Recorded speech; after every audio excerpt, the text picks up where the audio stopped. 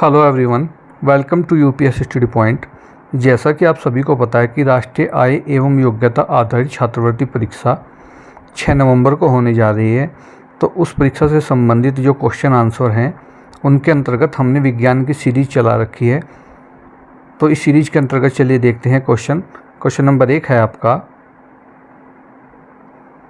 मनुष्य के शरीर में कितने प्रतिशत भाग जल होता है। तो मनुष्य के शरीर में 60 से 70% भाग जल होता है। नेक्स्ट क्वेश्चन है क्वेश्चन नंबर 2, जिस आहार में सभी पोषक तत्व मौजूद होते हैं कहलाता है। तो वह कहलाता है आपका संतुलित आहार। जिस आहार में सभी पोषक तत्व मौजूद होते हैं संतुलित आहार कहलाता है। क्वेश्चन नंबर 103 है, प्रोटीन की कमी से कौन से रोग होते हैं। तो प्रोटीन की कमी से जो है आपका मेरास्मस और क्वाशियोरकर, ये इंपॉर्टेंट क्वेश्चन है। आ जाता है कि प्रोटीन की कमी से कौन कौन से रोग होते हैं। तो ऑप्शन में आपको मेरास्मस या क्वाशियोरकर दो रोग जो हैं इनका ऑप्शन मिलेगा। क्वेश्चन नंबर 104, आयरन की कमी से कौन सा रोग होता है। जब शरीर में आयरन की कमी हो जाती है लौह तत्व की, तो एनीमिया, जिसे हम खून की कमी कहते हैं, रोग हो जाता है। नेक्स्ट क्वेश्चन नंबर 105 है, विश्व स्वास्थ्य दिवस कब मनाया जाता है। तो आप सभी जानते हैं कि प्रतिवर्ष 7 अप्रैल को विश्व स्वास्थ्य दिवस मनाया जाता है। क्वेश्चन नंबर 106, दाल से कौन सा पोषक तत्व मिलता है। तो दाल में जो है सबसे अधिक जो है प्रोटीन पोषक तत्व होता है। क्वेश्चन नंबर 107, सबसे अधिक प्रोटीन किस में होती है। तो देखिए सोयाबीन में सबसे अधिक प्रोटीन होती है। नेक्स्ट क्वेश्चन नंबर 108, मलेरिया रोग किस जीव से फैलता है। तो देखिए मलेरिया जो है एनाफिलीज नामक जो मादा मच्छर है, जाति एनाफिलीज है, और इसका जो मादा मच्छर है उससे जो है मलेरिया फैलता है। 109, डेंगू एवं चिकनगुनिया रोग किस जीव द्वारा फैलता है। तो किस जीव द्वारा फैलता है, ये होता है एडीज इजिप्ट जाति का मच्छर होता है, उसके द्वारा डेंगू और चिकनगुनिया फैलता है। नेक्स्ट क्वेश्चन देखते हैं, क्वेश्चन नंबर 110, ये क्वेश्चन कितनी ही प्रतियोगी परीक्षाओं में आ चुका है। विश्व शौचालय दिवस कब मनाया जाता है। तो विश्व शौचालय दिवस मनाया जाता है 19 नवंबर को। क्वेश्चन नंबर 111, मानव शरीर का सामान्य तापमान कितना होता है। तो देखिए वहाँ पर अगर अंश सेल्सियस में आया तो आएगा 37 अंश सेल्सियस फ़ारेनहाइट, और अगर आपका फ़ारेनहाइट में आया तो 98.6 फ़ारेनहाइट या फिर 98.4 फ़ारेनहाइट। इनसे जो है कोई भी एक ऑप्शन में आ सकता है। नेक्स्ट देखते हैं, नेक्स्ट है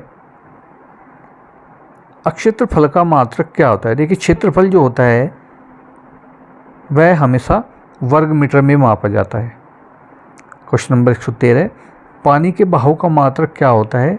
तो क्यूसेक, पानी की जो बहाव है इसकी स्पीड को हम क्यूसेक में मापते हैं। क्वेश्चन नंबर 114, एसआई पद्धति में ठोस वस्तुओं के आयतन का मात्रक क्या है। देखिए पद्धति एक तो होती है एसआई, एक होता है सीजीएस। तो इन्होंने एसआई पद्धति मुख्य होती है जिसका हम यूज करते हैं अधिकतर। तो घन मीटर जो है ठोस वस्तुओं के आयतन का मात्रक होता है एसआई पद्धति में। क्वेश्चन नंबर 115, द्रवों के आयतन को मापने का मात्रक क्या है। तो द्रव जो हमेशा मापा जाता है वो लीटर में मापा जाता है। 116, जब कोई वस्तु किसी निश्चित बिंदु के चारों ओर एक निश्चित दूरी पर वृत्ताकार मार्ग पर चक्कर लगाती है तो उसकी गति कहलाती है। तो ये कहलाती है वृत्तीय गति, अर्थात वृत्त में ऐसे गोल गोल घूमना। क्वेश्चन नंबर 117, जब कोई वस्तु अपनी धुरी या अक्ष के चारों ओर घूमती है तो उसकी गति क्या कहलाती है। वह कहलाती है उसकी घूर्णन गति। जब कोई गति करती हुई वस्तु एक निश्चित समय के बाद अपनी गति को दोहराती है तो उसकी गति कहलाती है आवर्ती गति या आवर्त गति। जैसे कि घड़ी की सुई होती है, ये बार बार एक ही गति में एक ही दिशा में बार बार चलती रहती है। नेक्स्ट क्वेश्चन है 119, जब कोई वस्तु अपनी मध्य स्थिति के दोनों ओर सरल रेखा में गति करती है तो कहलाती है, तो ये होती है दोलन या कंपन। जैसे अगर हम कोई इस प्रकार लट्टू किसी रस्सी में बांध दें तो इस लट्टू को अगर हम हिलाएं तो ये कभी इधर जाएगा और कभी इधर जाएगा, कभी इधर जाएगा, कभी इधर जाएगा। तो इस प्रकार अपने मध्य स्थिति के दोनों ओर सरल रेखा में जो गति करता है ये आपका दोलन या कंपन गति कहलाता है। नेक्स्ट है 120, वस्तु की चाल मापी जाती है। तो वस्तु की चाल स्पीडोमीटर में मापी जाती है। देखिए चाल को कहते हैं हम स्पीड, और इसके मापने का जो साधन है वह है स्पीडोमीटर। क्वेश्चन नंबर 121, किसी वाहन द्वारा तय की गई दूरी किस यंत्र से मापी जाती है? तो ये मापी जाती है ओडोमीटर से। क्वेश्चन नंबर 122, कार्य करने की क्षमता को क्या कहते हैं? तो ऊर्जा कहलाती है कार्य करने की क्षमता। क्वेश्चन नंबर 123, एसआई पद्धति में कार्य का मात्रक क्या है? तो कार्य का मात्रक है जूल। 124, किसी वस्तु में उसकी स्थिति के कारण उत्पन्न ऊर्जा क्या कहलाती है? स्थित ऊर्जा। अर्थात यदि कोई वस्तु स्थित है अपनी जगह पर तो उसके द्वारा लगाई गई ऊर्जा क्या कहलाती है? स्थित ऊर्जा। और यदि कोई वस्तु जो है गति की अवस्था में है, गति के कारण ऊर्जा उत्पन्न करती है, या उत्पन्न ऊर्जा को जो गति के द्वारा होती है उसको कहते हैं गतिज ऊर्जा। क्वेश्चन नंबर 126, एलपीजी की फुल फॉर्म क्या है? आपको पता है कि घर के सिलेंडर में जो है एलपीजी गैस यूज की जाती है, और एलपीजी की फुल फॉर्म है, एल का है लिक्विड पेट्रोलियम गैस। ये आपकी एलपीजी की फुल फॉर्म है। क्वेश्चन नंबर 127, सीएनजी की फुल फॉर्म क्या है? आपको पता है कि वाहनों में सीएनजी गैस का यूज होता है, तो सीएनजी की फुल फॉर्म होती है सीएनजी। जो शब्द अंक वर्ड होते हैं इनका होता है सी से कंप्रेस्ड, एन से नेचुरल और जी से गैस, कंप्रेस्ड नेचुरल गैस। वह वस्तु जो स्वयं प्रकाश उत्पन्न करती है क्या कहलाती है? वह वस्तु जो ये है नहीं है, जो स्वयं प्रकाश उत्पन्न करती है वह कहलाती है दीप्त वस्तु, और जो वस्तु स्वयं प्रकाश उत्पन्न नहीं करती वह कहलाती है अदीप्त वस्तु। क्वेश्चन नंबर 130, निर्वात में प्रकाश की चाल कितनी होती है? तो निर्वात में प्रकाश की चाल 3 लाख किलोमीटर प्रति सेकंड होती है। क्वेश्चन नंबर 131, ऐसी वस्तुएं जिनसे होकर प्रकाश आर पार निकल जाता है कहलाती हैं। देखिए जिनके आर पार हम देख सकते हैं या प्रकाश आर पार निकल जाता है तो ऐसी वस्तुएं कहलाती हैं पारदर्शी वस्तुएं। नेक्स्ट क्वेश्चन है, ऐसी वस्तुएं जिनसे होकर प्रकाश का केवल आंशिक भाग बाहर निकलता है कहलाती हैं। अर्थात प्रकाश का केवल कुछ ही भाग, कुछ ही हिस्सा बाहर आर पार हो जाता है, वह पारभासी वस्तुएं कहलाती हैं। क्वेश्चन नंबर 132, ऐसी वस्तुएं जिनसे होकर प्रकाश बिल्कुल नहीं निकल पाता है तो ऐसी वस्तुएं कहलाती हैं अपारदर्शी वस्तुएं। क्वेश्चन नंबर 133 है आपका, पृथ्वी पर पाए जाने वाले जल का कितने प्रतिशत भाग समुद्र में पाया जाता है? तो देखिए 97% भाग जो है समुद्र में पाया जाता है। 134 क्वेश्चन है आपका, जल में उपस्थित कीटाणुओं को नष्ट करने के लिए कौन से रसायन का प्रयोग किया जाता है? तो पोटेशियम परमैंगनेट, ब्लीचिंग पाउडर और क्लोरीन। वहाँ पर आपको ऑप्शन में इन तीनों पॉइंट से कोई भी एक ऑप्शन जो है आपको मिलेगा। क्वेश्चन नंबर 135 है, प्राकृतिक जल का सबसे बड़ा स्रोत कौन सा है? तो समुद्र जो है प्राकृतिक जल का सबसे बड़ा स्रोत है। क्वेश्चन नंबर 136, बर्फ़ का गलनांक कितना होता है? तो बर्फ़ का गलनांक होता है 0 अंश सेल्सियस। और 137 है, शुद्ध जल का क्वथनांक कितना होता है? तो 100 अंश सेल्सियस होता है। क्वेश्चन नंबर 138, प्राकृतिक जल का शुद्धतम रूप कौन सा होता है? तो प्राकृतिक जल का जो सबसे शुद्ध रूप माना जाता है वह होता है वर्षा का जल। अब हम कुछ बात जो है कंप्यूटर से संबंधित कर लेते हैं। क्वेश्चन नंबर 139 में देखते हैं, कंप्यूटर का आविष्कार कब और किसने किया था? मैंने आपको पहले भी बताया था एक वीडियो में आपको कि चार्ल्स बेबेज जो है कंप्यूटर के जो है जनक कहे जाते हैं और 1833 में इन्होंने कंप्यूटर का आविष्कार किया था। 140 नंबर, भारत का पहला सुपर कंप्यूटर कौन सा है? तो परम 1000। परम 1000 भारत का पहला सुपर कंप्यूटर है। इस वीडियो में या इससे पहले जितनी भी वीडियो हैं, जितने भी क्वेश्चन हैं, ये सभी आपकी कक्षा 6, 7 और 8 की बुक से लिए गए हैं। अन्य किसी भी बड़ी बुक का जो है पुस्तक का इस्तेमाल नहीं किया गया है। क्वेश्चन नंबर 141, CPU की फुल फॉर्म क्या है? तो CPU जो होता है कंप्यूटर के साथ उसमें जो है सेंट्रल प्रोसेसिंग यूनिट, CPU इसकी फुल फॉर्म होती है central processing unit. Question number 142 है, दूरी को मापने की जो सबसे बड़ी इकाई है वो है पारसेक। पारसेक जो है प्रकाश वर्ष को मापती है, जबकि प्रकाश वर्ष भी एक प्रकार की दूरी है, तो खगोलीय दूरी को पारसेक मापता है। क्वेश्चन नंबर 143, जंतु विज्ञान का जनक किसे कहा जाता है? तो जंतु विज्ञान का जनक है अरस्तु। कोशिका का अध्ययन क्या कहलाता है? साइटोलॉजी। नेक्स्ट क्वेश्चन है 145, जीवों की संरचनात्मक व क्रियात्मक इकाई कहलाती है? तो ये कहलाती है कोशिका। 146, कोशिकाओं का समूह मिलकर क्या बनाता है? ऊतक। नेक्स्ट क्वेश्चन, कोशिका की खोज कब और किसने की थी? वेरी इंपॉर्टेंट क्वेश्चन है। कोशिका की खोज जो थी रॉबर्ट हुक ने की थी 1665 में। नेक्स्ट क्वेश्चन, केंद्रक की खोज कब और किसने की थी? तो केंद्रक की खोज जो है रॉबर्ट ब्राउन ने की थी 1831 में। यहाँ पर कन्फ्यूजन हो जाता है, एक तो है हमारा कोशिका की खोज रॉबर्ट हुक और एक है केंद्रक की खोज रॉबर्ट ब्राउन। 149 है, कोशिका को मापने की छोटी इकाई कौन सी है? तो कोशिका को मापने की माइक्रोन सबसे छोटी इकाई है। 150, सबसे बड़ी कोशिका कौन सी है? तो शुतुरमुर्ग का अंडा सबसे बड़ी कोशिका है। 151, मनुष्य के शरीर में सबसे बड़ी कोशिका कौन सी होती है? तो तंत्रिका कोशिका मनुष्य के शरीर की सबसे बड़ी कोशिका होती है। कोशिका की आत्महत्या की थैली किसे कहा जाता है? तो लाइसोसोम। ये आत्महत्या की थैली कहलाता है, क्योंकि हमारी बॉडी में बनने वाली जो कोशिकाएं हैं उनको ये सोम पाचक करता रहता है। क्वेश्चन नंबर 153, कोशिका का ऊर्जाघर किसे कहते हैं? देखिए, कोशिका का ऊर्जाघर या पावर हाउस ऑफ सेल या बायोप्लास्ट, इस नाम से अगर ये क्वेश्चन आता है तो इसका आंसर है माइटोकॉन्ड्रिया।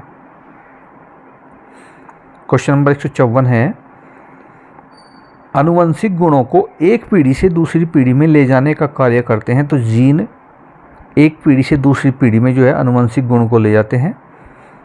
नेक्स्ट है, मनुष्य में कितने जोड़े गुणसूत्र होते हैं? तो मनुष्य में जो है 23 जोड़ी अर्थात 46 गुणसूत्र। वहाँ पर आपकी अगर संख्या में आए तो 46 गुणसूत्र, अगर में जोड़े में आए तो 23 गुणसूत्र। देखिए, 23 पिता के होते हैं और 23 माता के गुणसूत्र होते हैं, इसलिए 46 गुणसूत्र होते हैं। नेक्स्ट क्वेश्चन, डीएनए की फुल फॉर्म क्या है? तो डीएनए की फुल फॉर्म होती है डी ऑक्सी राइबोस न्यूक्लिक अम्ल। कभी कभी आरएनए की भी फुल फॉर्म पूछ ली जाती है, आरएनए। तो हम इससे डी हटा देंगे, फिर आएगा डी ऑक्सी हटा देंगे, फिर आएगा राइबोस न्यूक्लिक अम्ल। नेक्स्ट क्वेश्चन 157, आनुवंशिकी की खोज किसने की थी? तो ग्रेगर जॉन मेंडल। इन्होंने जो है मटर का पौधा लिया था और उस पर आनुवंशिकता की खोज की थी। नेक्स्ट क्वेश्चन भी यही है कि आनुवंशिकी की खोज के लिए सर्वप्रथम जो है मेंडल, ये मेंडल है, मेंडल ने कौन से पौधे को चुना था? तो मटर के पौधे को चुना था। नेक्स्ट क्वेश्चन, एड्स किस प्रकार का रोग है? अर्थात एड्स किससे होता है? ये विषाणु से होता है, वायरस से। 160, HIV की फुल फॉर्म क्या है? तो ह्यूमन इम्यूनोडिफिशियंसी वायरस, ये HIV की फुल फॉर्म है। 161, एड्स की फुल फॉर्म क्या है? तो एक्वायर्ड इम्यूनोडिफिशियेंसी सिंड्रोम। ये दोनों ही क्वेश्चन वेरी इंपॉर्टेंट है, एक HIV की फुल फॉर्म और एक एड्स की फुल फॉर्म। पहले HIV होता है, उसके बाद ही HIV का एड्स बनता है। क्वेश्चन नंबर 162, पौधे के विभिन्न भागों में जल को पहुंचाने का कार्य कौन सा ऊतक करता है? तो जाइलम। देखिए, आप इसे याद रख सकते हैं कैसे कि जल पहुंचाता है जैसे जल और जैसे जाइलम। क्वेश्चन नंबर 163, पौधे के विभिन्न भागों में पोषक तत्व को पहुंचाने का कार्य कौन सा ऊतक करता है? तो फ्लोएम। क्वेश्चन नंबर 164, मनुष्य सांस लेते समय कौन सी गैस ग्रहण करता है? तो ये ऑक्सीजन को ग्रहण करता है। क्वेश्चन नंबर 165 है, मनुष्य सांस छोड़ते समय कौन सी गैस बाहर निकालता है? तो मनुष्य जो है जब सांस छोड़ता है तो कार्बन डाइऑक्साइड बाहर निकालता है। क्वेश्चन नंबर 166, पेड़ पौधे कौन सी गैस श्वसन के दौरान अंदर लेते हैं? तो जब पेड़ पौधे सांस लेते हैं तो अंदर कार्बन डाइऑक्साइड गैस लेते हैं, और जब पेड़ पौधे सांस लेते हैं तो बाहर कौन सी गैस छोड़ते हैं? तो बाहर जो छोड़ते हैं, जो गैस बाहर निकलती है वो होती है ऑक्सीजन। क्वेश्चन नंबर 168, व्यक्ति के मुंह में कुल कितने दांत होते हैं? तो 32 दांत होते हैं।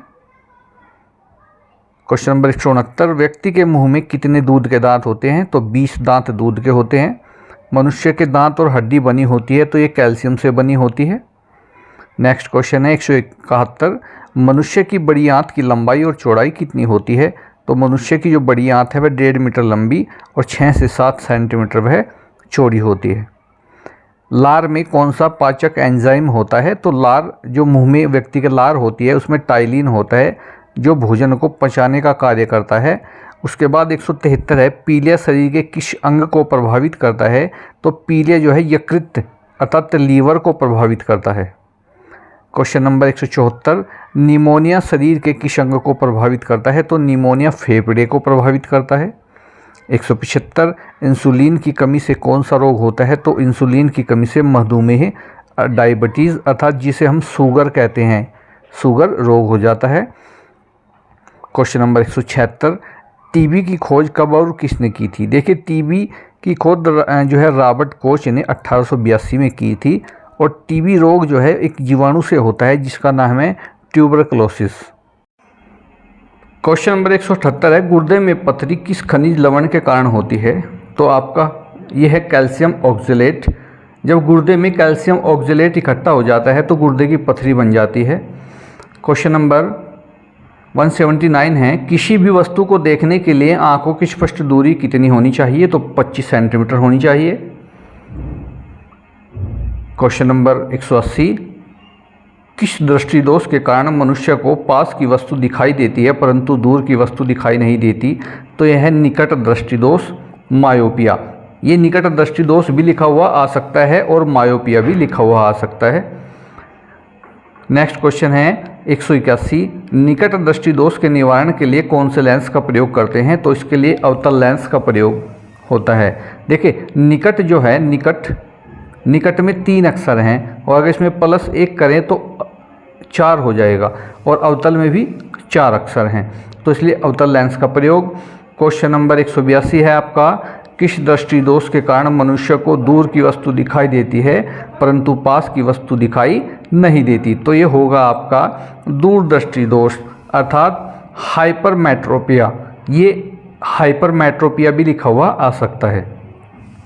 क्वेश्चन नंबर 183, दूरदृष्टि दोष के निवारण के लिए कौन से लेंस का प्रयोग किया जाता है? तो देखिए, दूरदृष्टि दोष के लिए उत्तल लेंस। तो देखिए, उसमें ये है दूर और दूर +1, यानी कि इसमें 2 अक्षर हैं, एक ये हुआ कि कितने हुए 3, और 3 में होगा आपका उत्तल लेंस। नेक्स्ट क्वेश्चन, किस रोग में व्यक्ति को सभी रंग स्पष्ट दिखाई नहीं देते? तो ये होता है वर्णांधता।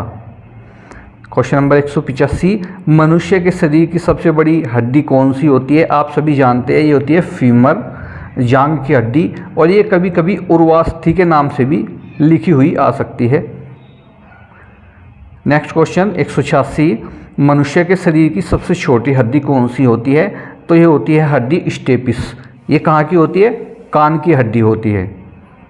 नेक्स्ट क्वेश्चन 187, शरीर का सबसे बड़ा अंग कौन सा होता है? आप सभी जानते हैं कि त्वचा। क्वेश्चन नंबर 188 है, रक्त परिसंचरण तंत्र का मुख्य अंग कौन सा होता है? तो हृदय, दिल। क्वेश्चन नंबर 189 है, रुधिर के अध्ययन को क्या कहते हैं? तो हीमेट्रोलॉजी। जब हम रक्त का अध्ययन करते हैं तो वह हीमेट्रोलॉजी कहलाता है। क्वेश्चन नंबर 190, मनुष्य के शरीर में कितना रुधिर पाया जाता है? तो मनुष्य के शरीर में 5 से 6 लीटर रुधिर पाया जाता है। और रुधिर अर्थात रक्त का पीएच कितना होता है?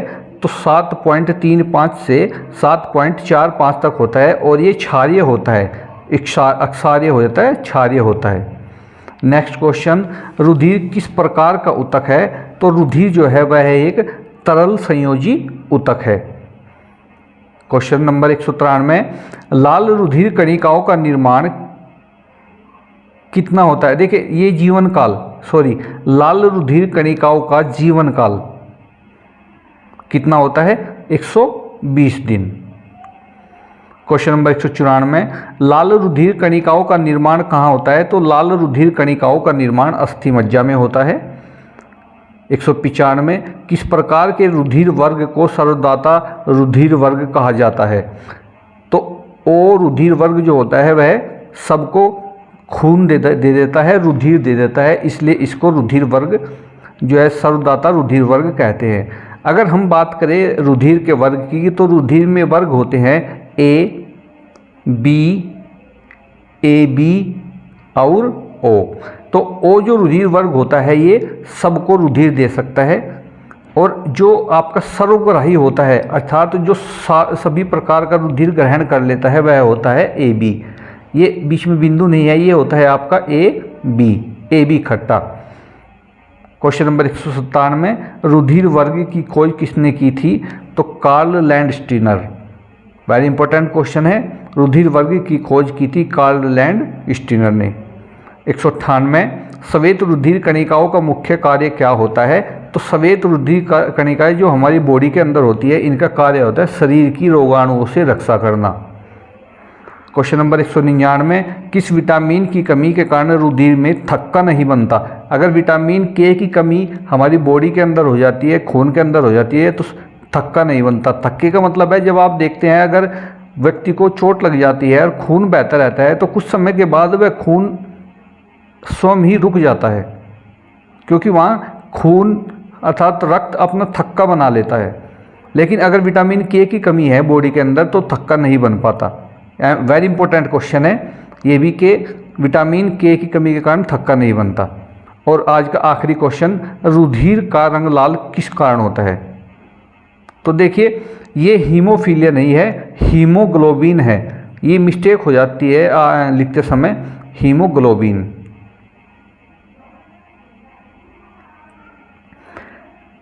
हीमोग्लोबिन के कारण जो है रुधिर का रंग लाल होता है। हीमोफीलिया तो एक प्रकार का रोग है, तो इसे ना लिख करके आप लिखें कि जो है रुधिर का रंग लाल किस कारण होता है? तो रुधिर का रंग लाल हीमोग्लोबिन के कारण होता है। तो ये थे विज्ञान के आज के क्वेश्चन।